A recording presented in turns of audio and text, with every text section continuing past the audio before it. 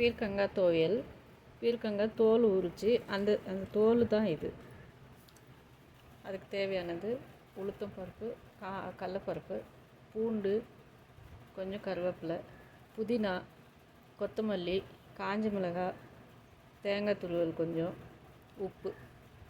இதெல்லாம் வதக்கணும். இப்போ பீர்க்கங்காய் துவையலுக்கு கொஞ்சம் போல்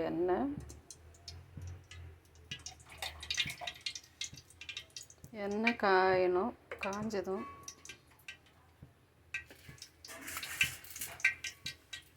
கடலைப்பருப்பு, உளுத்தம் பருப்பு நம்ம தனித்தனியாகவும் வறுத்து எடுத்துக்கலாம்.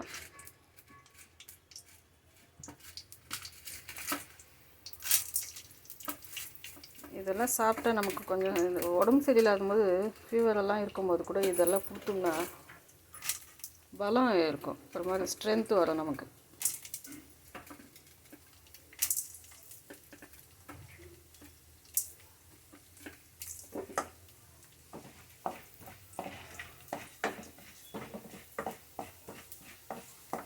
இதுலேயே காஞ்ச மிளகாய் போடலாம்.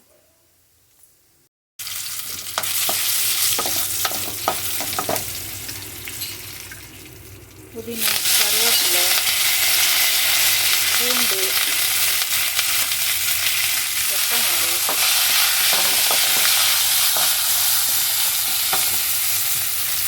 சிம்மில் வைக்கலாம்.